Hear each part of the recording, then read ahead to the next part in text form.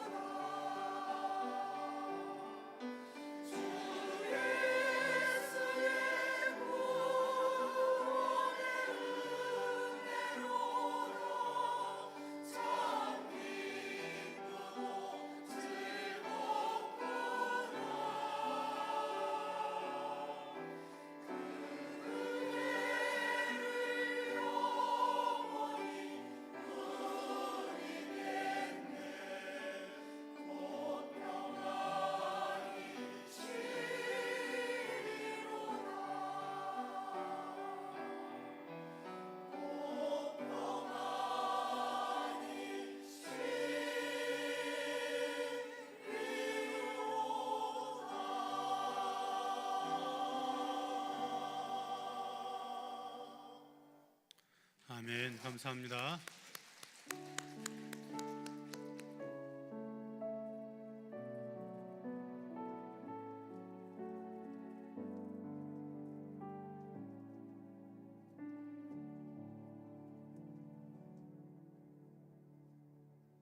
오늘 새로 나오신 분 계시는데 박예자 권사님 붕어빵 전도팀을 통해서 김진영 님과 이진선님 부부 등록하셨는데 나열 중간에 계십니다. 불편하지 않으시면 혹시 자리에서 일어나실 수 있겠습니까? 우리 박수로 환영하겠습니다. 감사합니다. 기도하시겠습니다. 하나님 아버지, 하나님의 은혜와 사랑을 감사합니다. 오늘도 귀하고 복된 날 하나님께서 찾으시고 또 부르시는 귀한 분들을 교회에 보내어 주시고 함께 그 이름 부르며 축하하는 은혜를 주셔서 감사합니다. 우리 김진영님 또 이진서님 저들의 남은 생에 주님의 은혜 가운데 복되게 하시고 예수를 믿음의 복이 얼마나 크고 놀라운 것인지를 매일같이 고백하며 경험할 수 있도록 삶의 형편을 은혜로 책임져 주시옵소서. 하나님 아버지, 오늘도 우리가 우리 아버지 앞에 나오면서 예물을 구별하여 하나님께 올려드립니다. 하나님께서 이 예물을 받으시고 주님의 영광과 복음을 위해서 또 이 땅에 어렵고 힘든 이들을 위해서 마음껏 사용하여 주셔서 예물이 쓰여질 때 하나님의 나라가 확장되는 역사가 있게 하여 주시옵소서. 드린 손길들을 복되게 하시고 하나님께서 삶을 책임지시는 은혜를 허락하여 주시기를 원합니다. 아버지 하나님, 이 복된 성일에 우리에게 주신 은혜를 기억하며 몸된 교회를 또한 성도들을 섬기는 귀한 손길들을 주께서 일일이 기억하여 주시옵소서. 찬양단과 성가대 찬양을 받아주시니 감사합니다. 추워지는 날씨 가운데 주차 안내와 또한 차량 운행으로 그리고 예배 안내로 방송실과 재정부에서 주방에서 수고하는 모든 손길들 가운데 하늘의 큰 은혜와 복을 허락하여 주시옵소서. 우리의 다음 세대의 자녀들을 사랑과 말씀으로 섬기는 교사들에게도 기쁨이 넘치게 하여 주시기를 원합니다. 하나님, 특별히 기도하는 것은 한평생 가정과 교회와 나라를 위해 살아오신 우리 부모님들과 교회 어르신들, 그 삶의 흔적이 아픔으로 또 여러 가지 질병으로 훈장처럼 남겨져 있지만 남은 생에 주님께서 은혜와 평강으로 덧입혀 주셔서 주님과 함께 살아가는 기쁨이 넘치게 하여 주시옵소서. 우리의 자녀들이 주님의 말씀을 가장 귀한 것으로 여기며 세상을 변화시키는 믿음으로 살게 하시고 하나님이여 저들을 하나님 나라와 열방을 위해 아름답게 사용하여 주시옵소서. 오늘 우리에게 말씀을 주시니 감사합니다. 하나님 말씀 앞에 마음을 조아리고 은혜를 구하오니 성령 하나님 아버지, 이 시간 우리의 마음속에 오셔서 우리의 마음을 열어주시고 말씀이 들려질 때 그 말씀 앞에 무릎 꿇고 순종하는 귀한 시간 되게 하여 주시옵소서. 말씀이 우리를 살리는 시간 되게 하여 주시옵소서. 연약하고 부족한 종을 하나님께서 은혜로 함께하여 주셔서 주의 거룩한 말씀 바르게 전할 수 있도록 도와주시옵소서. 예수님의 이름으로 기도하옵나이다. 아멘. 할렐루야. 하나님의 크신 은혜가 이 주일 예배 자리에 나온 우리 모두 가운데 풍성하게 넘치기를 주님의 이름으로 축복합니다. 올라온 김에 제가 오늘 1부, 2부 시간에 엄청 큰 실수를 했습니다. 성경은 119편을 읽어놓고 설교할 때 자꾸 117편이라고 해가지고 몇 분한테 혼났습니다.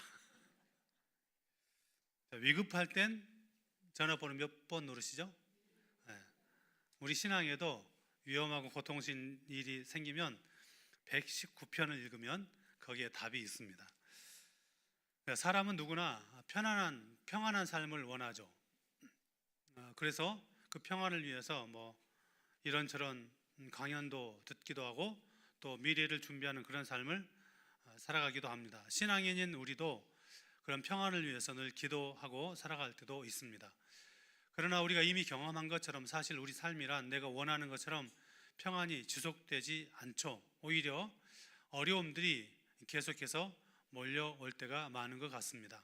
심지어는 그 어려움이 중복되어서 오기도 합니다. 예상치 못한 일들, 또 감당하기 힘든 고통들, 그것들이 우리 가운데 몰려오면 우리는 하나님 왜 나에게 이런 어려움을 주십니까? 하나님 왜 나는 나에 대해서 침묵하고 계십니까? 라는 그런 질문을 던지고 살아갈 때가 있습니다. 근데 성경은 그런 우리의 질문에 대해서 이렇게 명확하게 세세하게 답해주고 있지는 않습니다. 그러나 한 가지는 분명합니다. 그것은 무엇이냐? 우리 인생이란 하나님 앞에 설 그날까지 고난을 당할 수밖에 없다라고 하는 것입니다. 하나님께서 그 삶을 허락하신다는 사실이죠. 그런 고난을 우리가 구체적으로 이유를 알 수 없지만 크게는 몇 가지로 살펴볼 수 있습니다.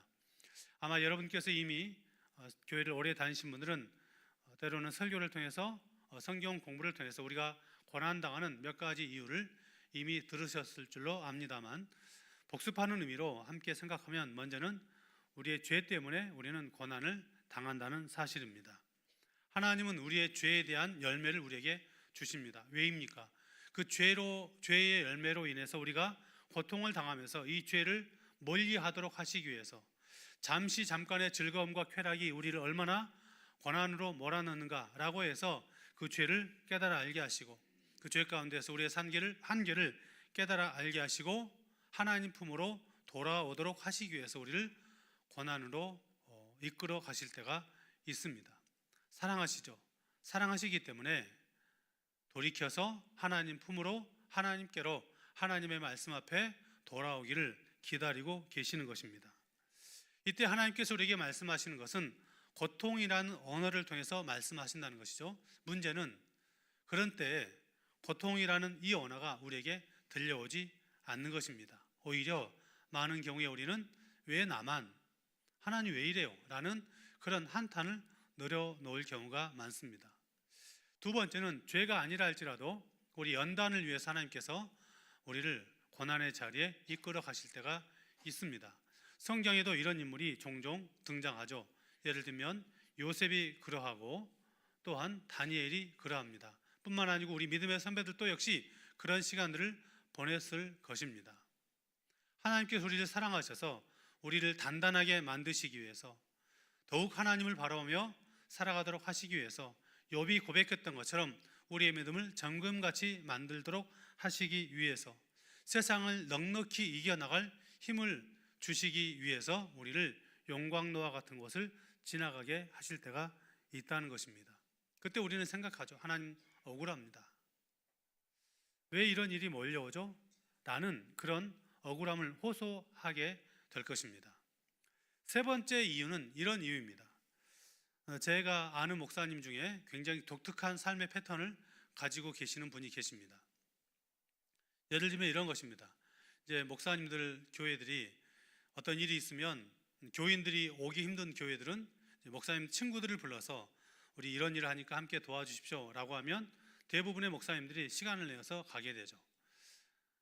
얼마 전에 저도 지하교회 옛날 의자를 드러내고 새로운 의자를 집어넣는다고 해서 가서 일을 도왔던 적이 있는데, 이제 그렇게 이제 같이 모이는 몇몇 목사님들이 계시는데, 그때 꼭 습관처럼 항상 점심때가 되면 나타나는 목사님이 계십니다. 분명히 온다고 약속을 했는데 대체적으로 목사님들이 아침 일찍 새벽기도 끝나면 이제 준비해서 가면 일찍부터 일을 시작하는데, 가면 여전히 오지 않습니다. 오지 않아도 우리는 실망하지 않습니다. 왜냐하면 점심때가 되면 나타날 것을 알고 있기 때문입니다.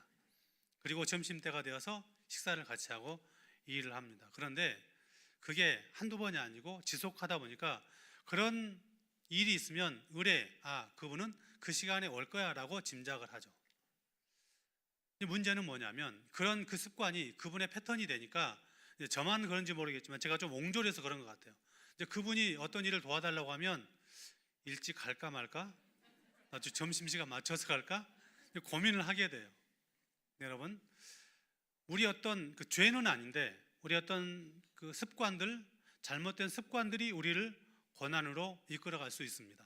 함부로 내뱉는 말들, 또 욱하는 성격으로 하는 행동들, 어떤 잘못된 패턴들, 그리고 약속을 잘 지키지 않는 그런 모습들, 그것이 죄인가 아닌가 엄밀하게 따지면 죄도 될 수 있겠지만, 죄라고 말하기 힘든 어떤 삶의 습관들은 우리 가운데 누적이 되고 축적이 되어 어떤 경우에 우리를 고난으로 몰아넣습니다.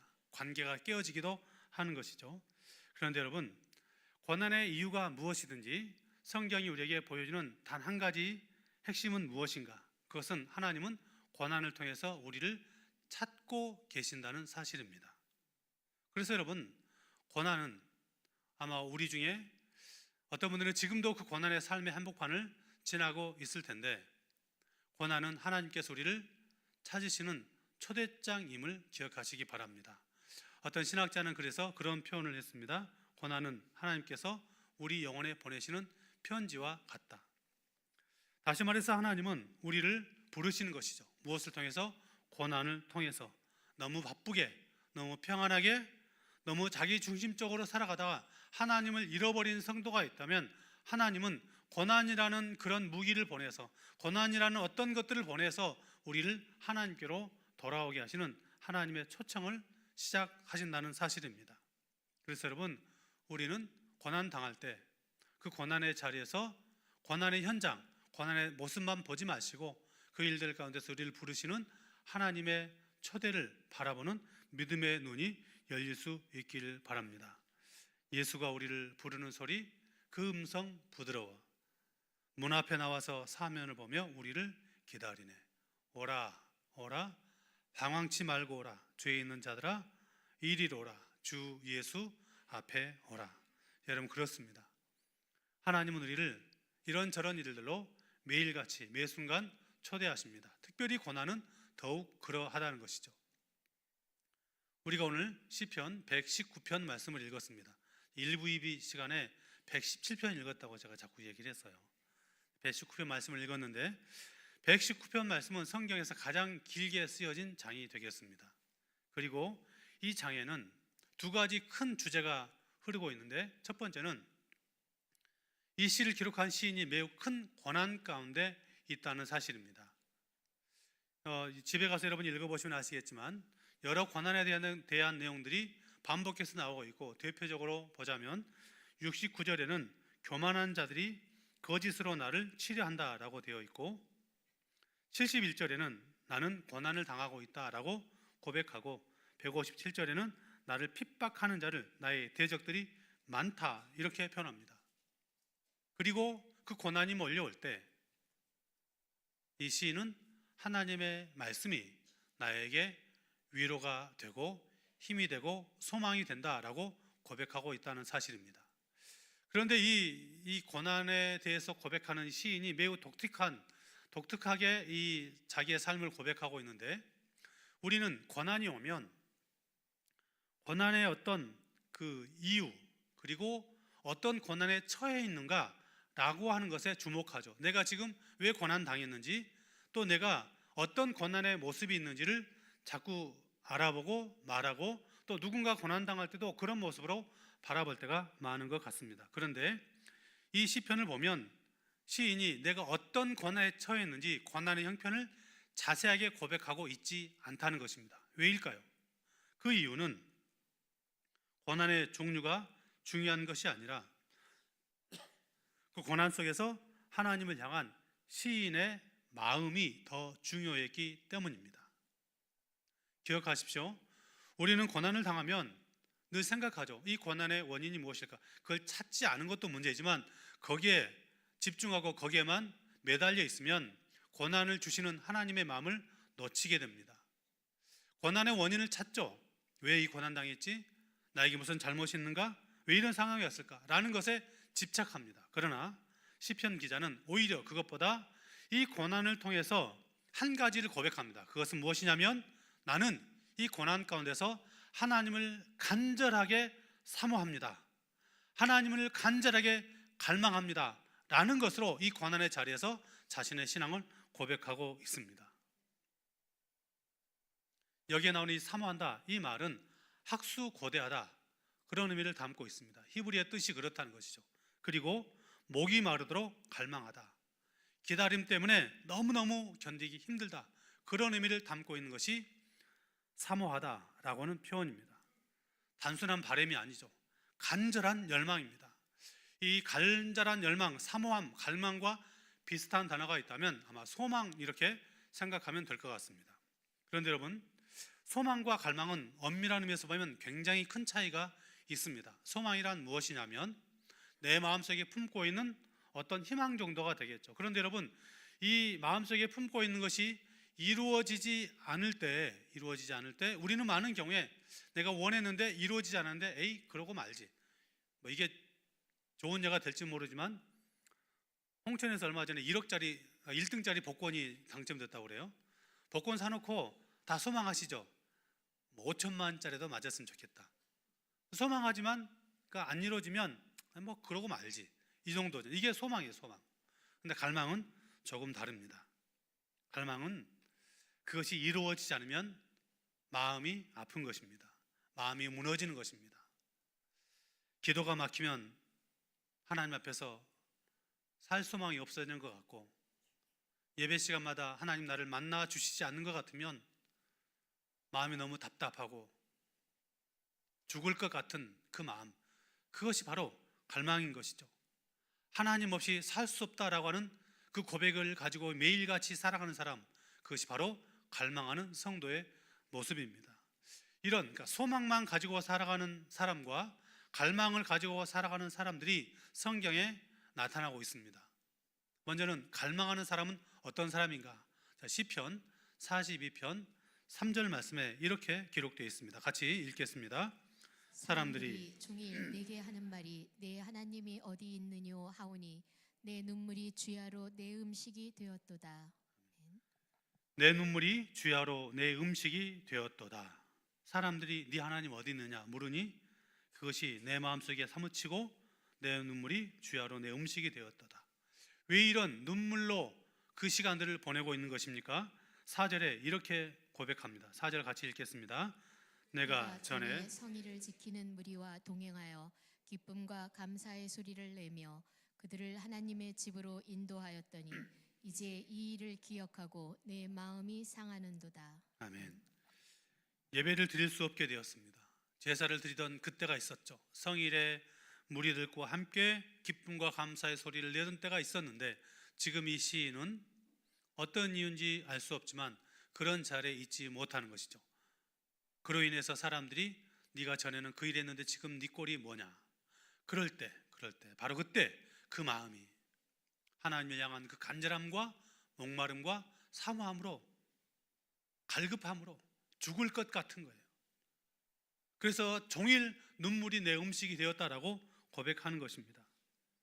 예배가 끊긴 상황, 제사 드릴 수 없는 상황, 하나님께 나아갈 수 없는 그 상황이 단순한 안 됐으니까 말지라고 하는 것이 아니라 그 상황 가운데서 하나님께 나가지 못하는 간절한 고통이, 그 끊을 수 없는 애끓는 그 간절함이, 열망이 이 시인의 마음에 있었다는 것입니다. 근데 반대로 제사 드릴 수 없는 형편, 하나님께 나갈 수 없는 그 형편 가운데 있는데 그러지 않는 삶으로 살아갔던 사람들도 있었습니다. 바빌론이 유다를 침략해 와서 유다의 예루살렘 성전이 무너지고 하나님께 제사 드렸던 그 모든 기명들이 그 나라에 다 빼앗겨 버렸습니다. 제사 드릴 수 없게 된 것이죠. 무너지게 된 것이죠. 바로 그때 예레미야 선지자가 그 땅에 살았던 백성들의 모습을 이렇게 한탄하며 기록하고 있습니다. 예레미야가 1장 11절 말씀에 함께 읽겠습니다. 그 모든 백성이 생명을 이으려고 보물로 먹은 것들을 바꾸었더니 지금도 탄식하며 양식을 구하나이다. 나는 비천하오니 여호와여 나를 돌보시옵소서.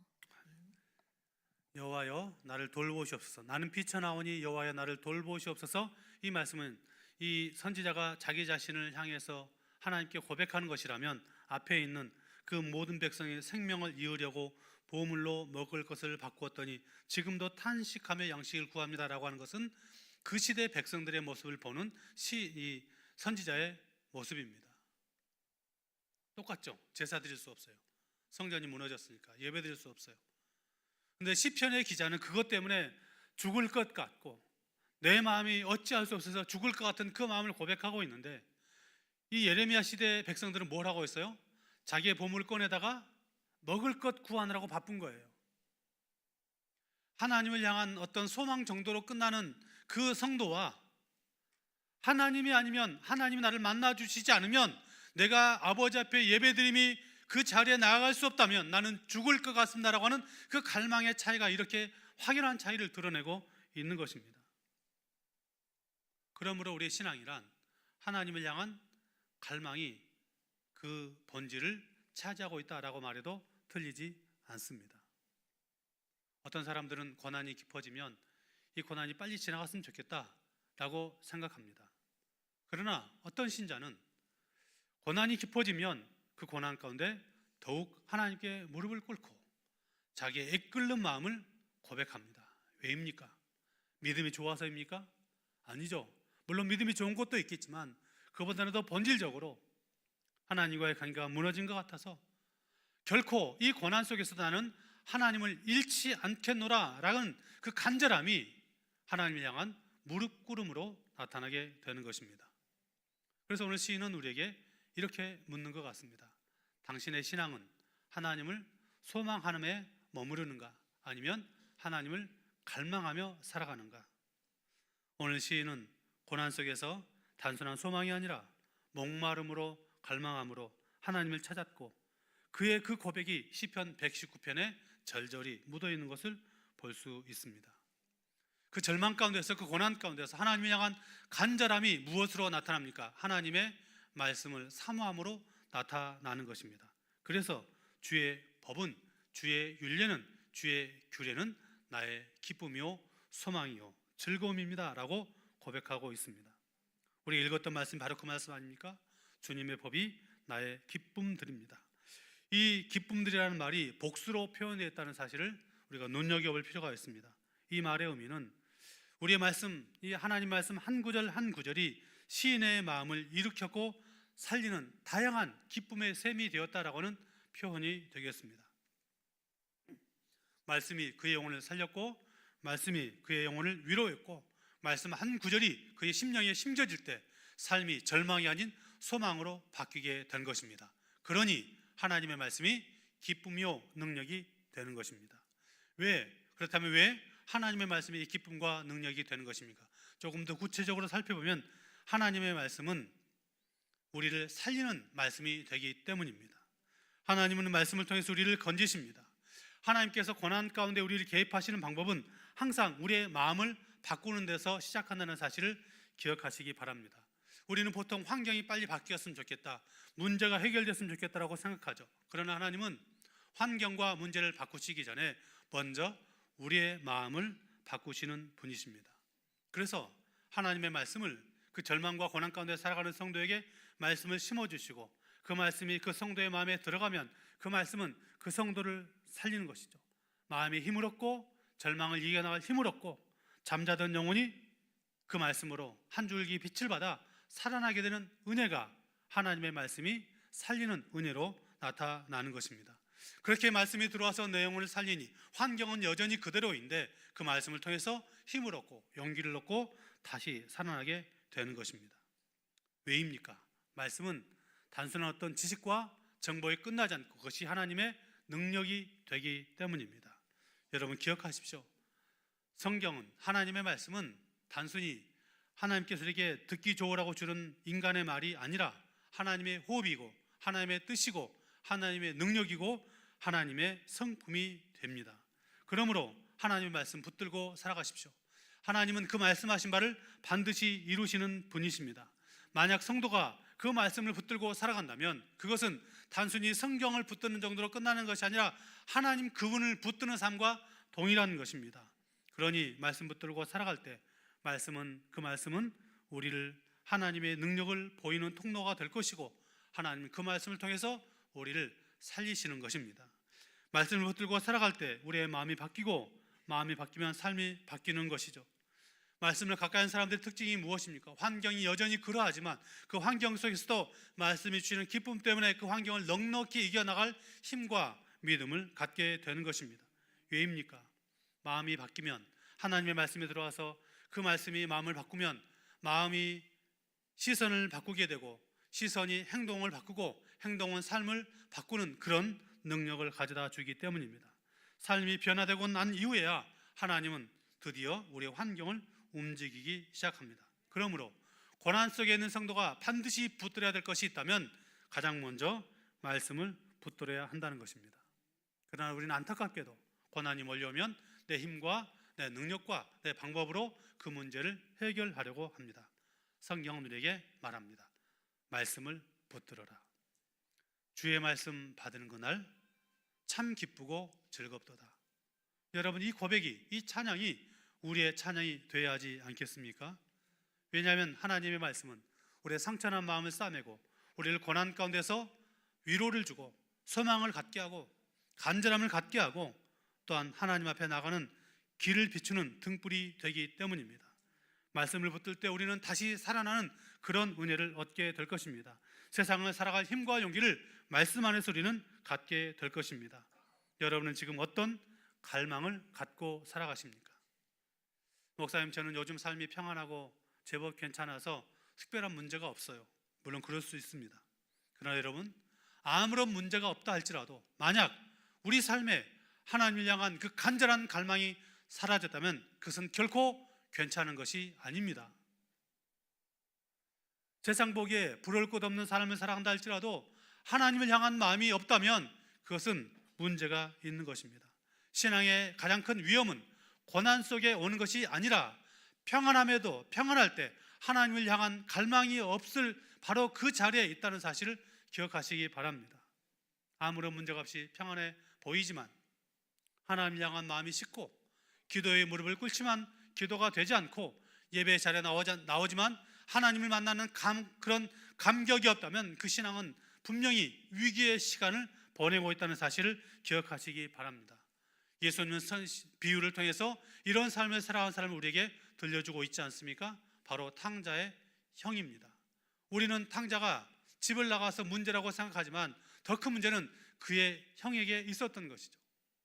이 형은 외형적으로 보기에 전혀 문제가 없습니다. 왜입니까? 아버지 집을 나간 적도 없고 아버지를 반항한 적도 없고 아버지의 재산을 달라 한 적도 없고 허랑방탕하지도 않았고 집안의 모든 일들을 맡아 주관해서 감당했습니다. 남들 보기에는 참 착한 아들이고 효성스러운 아들이지만 문제는 무엇입니까? 그가 아버지의 마음을 몰랐었고 아버지와 동떨어진 마음을 가지고 있었다는 것입니다. 신앙적으로 보면 외형적으로 볼 때 아무런 문제가 없는 사람들이 우리 주변에 참 많습니다만, 그러나 우리 스스로는 알 수 있죠. 내가 지금 어떤 상태로 신앙의 길을 걸어가고 있는가. 예배드리고 봉사하고 헌신하고 충성하고 누구가 보기에 참 열심히 있는 믿음을 가지고 있다라고 말하지만 실상 우리 삶에서 하나님과 동떨어진, 하나님과 상관없는, 하나님을 향한 갈망이 없다면 그 신앙은 문제가 있는 것입니다. 만약 우리가 우리 연약함을 고백하고 어떤 순간이든지 하나님을 향한 간절함으로 하나님을 붙들고 살겠다는 그 마음 가지고 살아간다면 그 사람에게는 하나님의 은혜가 있는 것입니다.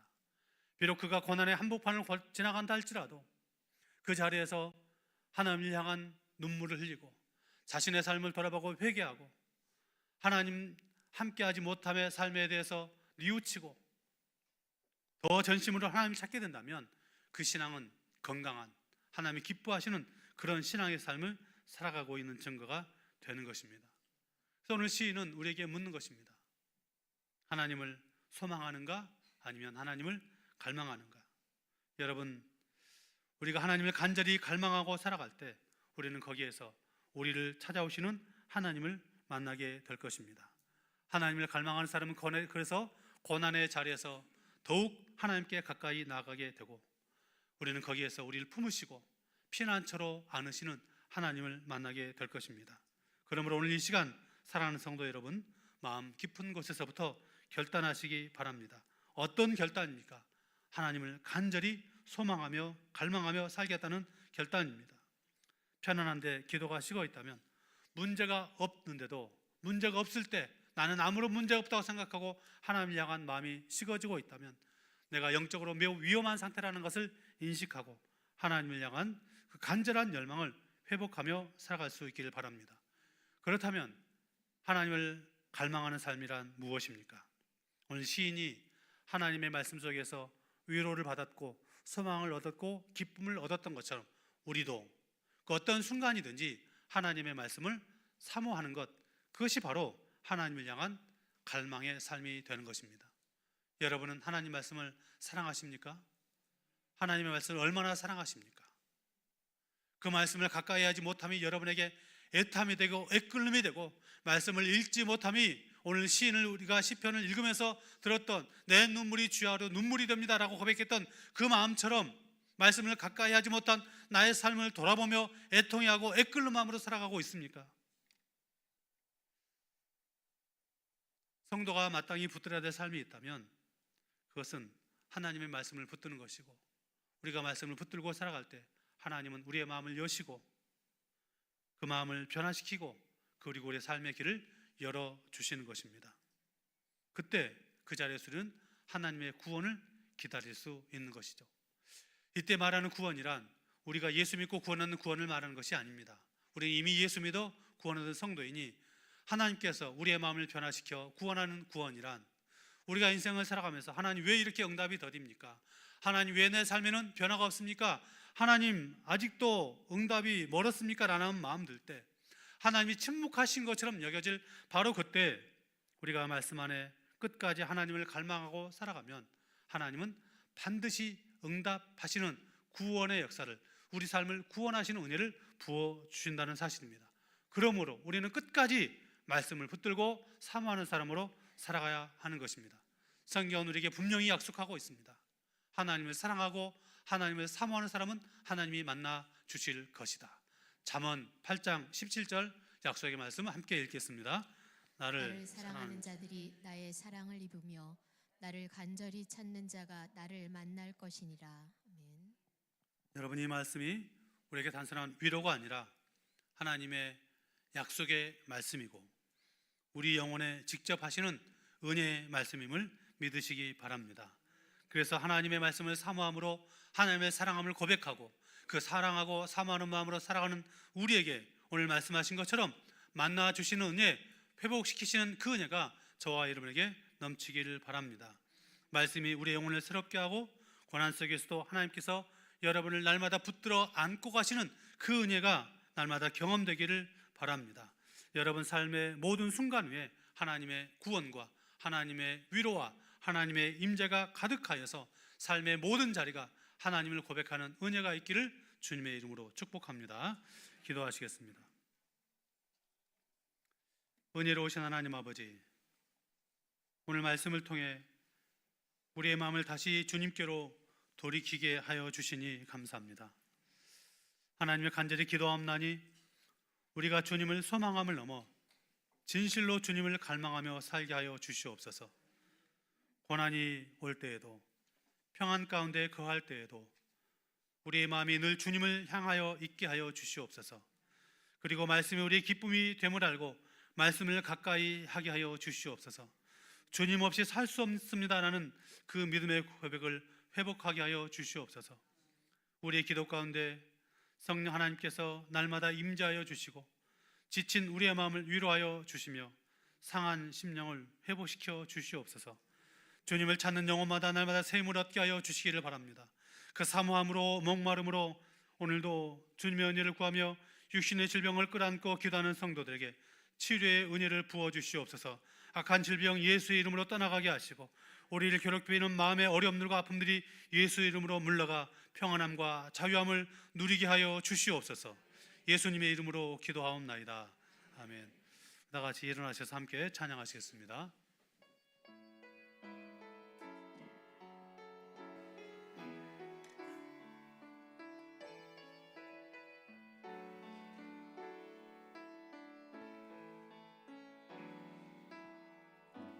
주께 가오니 날 새롭게 하시고 주의 은혜를 부어주소서.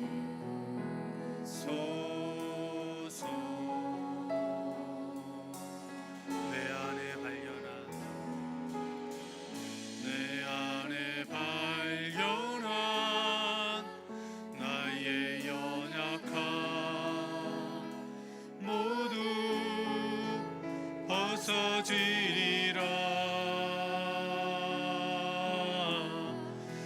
주의 사랑으로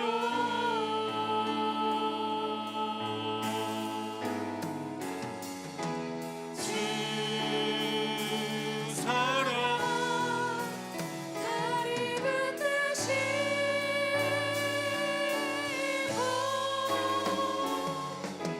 주 곁에 나를 이끄소서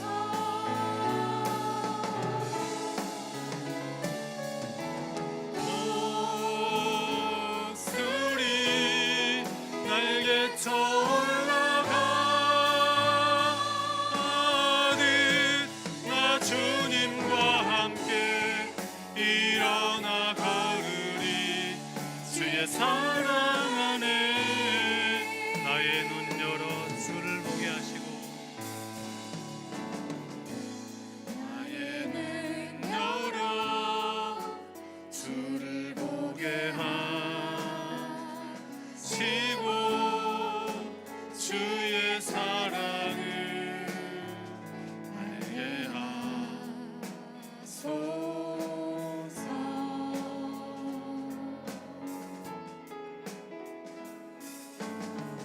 매일 나의 삶에 주 뜻 이루어지도록 새롭게 하소서. 주의 사랑으로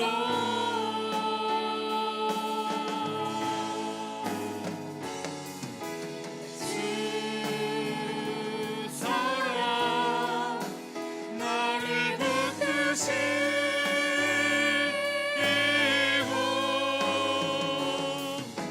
주 곁에 날 이끄소서.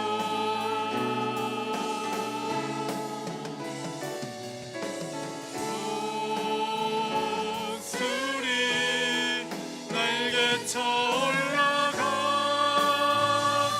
올라가듯 나 주님과 함께 일어나 걸으리 주의 사랑 안에.